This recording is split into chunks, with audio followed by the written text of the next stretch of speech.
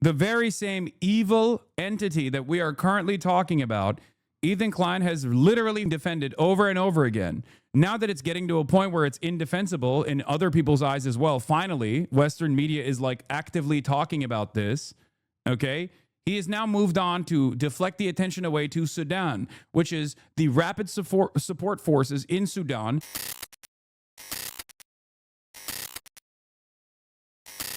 And then recently, once the starvation campaign became so overt, he posted this.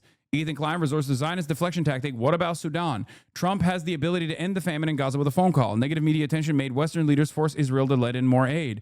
Why the hell does that bother pro-Palestinian Ethan Klein? Meanwhile, in Sudan, also strange that Ethan shared a screenshot of an outdated version of a wiki article. The page currently cites 700,000 as the number of children malnourished, not dead. So where did Ethan get this screenshot?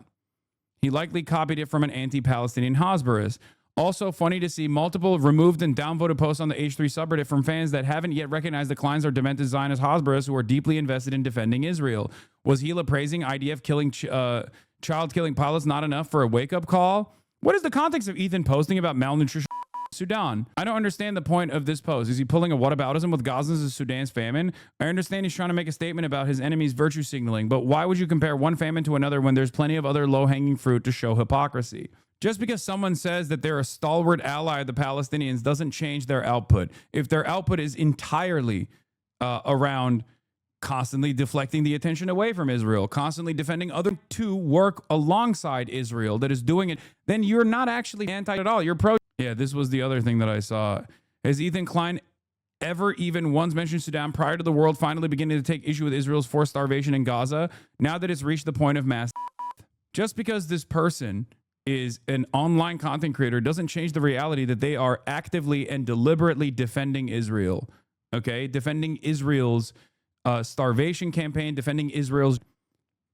Before this, he kept repeatedly posting, and I'm sure someone has the link for it, kept repeatedly posting statements, GHF press releases, at a time when, if he had actually done a little bit of research, he would have recognized that the United Nations was literally screaming about the GHF being a scheme, an illegal scheme.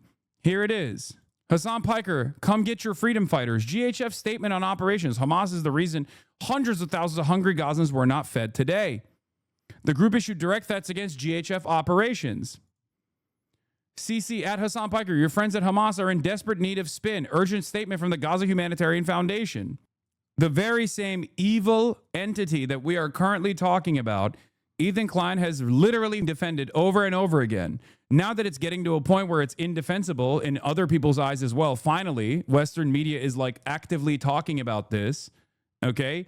He has now moved on to deflect the attention away to Sudan, which is the rapid support forces in Sudan also doing a man-made created famine. They are doing this with Israel's ally, the United Arab Emirates. The United Arab Emirates, which gets all of its weapons from the United States of America, is backing another campaign in Sudan. The reason why you don't get to hear much from Sudan is because, once again, it is America's ally doing it, okay? And it's very strange that a country that is aligned with the UAE, Israel, and its defenders will only simply use the famine that is taking place in Sudan that is, again, backed by the United Arab Emirates, an ally of Israel. They only bring this up as a deflection point to be like, well, you care about the famine in Gaza. Why don't you care about the famine in Sudan? And it's crazy because we have talked about the famine in Sudan. He has not. The only reason why he brings this up is because other people are talking about what's going on in Gaza. It's just a prop. It's a mechanism of deflection. It is alarming how most people don't see it.